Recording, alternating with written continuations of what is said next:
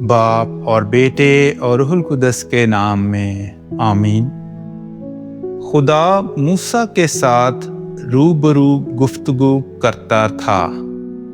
ہمارے لیے آج کی تلاوت خروج کی کتاب، اس کا 33واں باب اور اس کی 7ویں آیت سے لے کر 11ویں آیت تک، اور پھر 34ویں باب کی 4تھی آیت سے 9ویں آیت اور پھر 28ویں آیت۔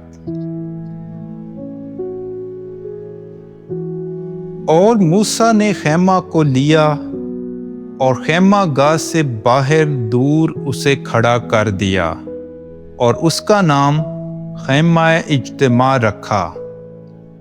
تو ایسا ہوا کہ جو کوئی خداوند سے کچھ پوچھنا چاہتا وہ خیمہ اجتماع کو جو خیمہ گاہ سے باہر تھا جاتا، اور ایسا ہوتا تھا کہ جب موسیٰ خیمہ کی طرف جاتا تو تمام لوگ اٹھتے اور ہر ایک اپنے خیمہ کے دروازہ پر کھڑا ہو جاتا اور موسیٰ کے پیچھے دیکھتا رہتا جب تک کہ وہ خیمہ میں داخل نہ ہو جاتا۔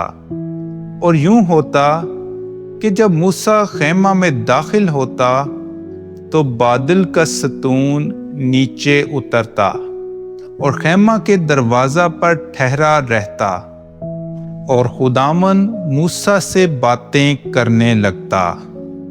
اور یوں ہوتا تھا کہ جب تمام لوگ بادل کا ستون خیمہ کے دروازہ پر ٹھہرا ہوا دیکھتے تو سب اٹھ کر اپنے اپنے خیمہ کے دروازہ پر سجدہ کرتے تھے، اور خداوند موسیٰ سے روبرو گفتگو کرتا تھا جیسے کوئی شخص اپنے رفیق سے گفتگو کرتا ہے۔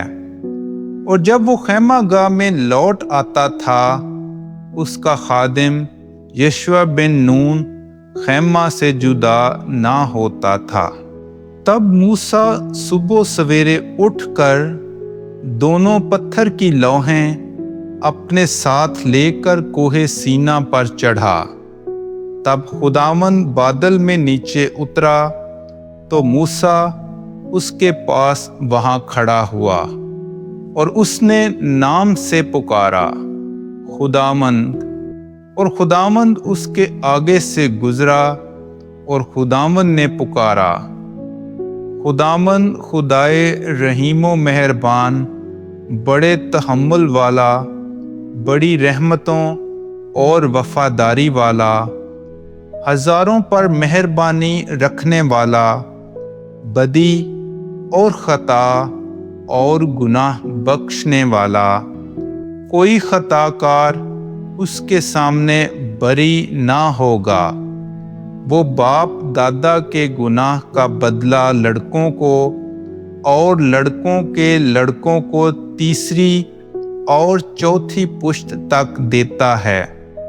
تب موسیٰ نے جلدی کی اور زمین پر گر کر سجدہ کیا اور کہا، اے خداوند، اگر میں تیری نظر میں مقبول ہوں تو خداوند ہمارے بیچ میں چلے، کیونکہ یہ لوگ سخت گردن ہیں، اور ہمارے گناہ اور خطائیں معاف کر اور ہمیں اپنی میراث بنا۔ اور موسیٰ خداوند کے پاس 40 دن اور 40 رات رہا، نہ روٹی کھائی اور نہ پانی پیا، اور اس نے عہد کا کلام یعنی 10 احکام 2 لوحوں پر لکھے۔ پاک کلام کے پڑھے اور سنے جانے پر خدا کی برکت ہو۔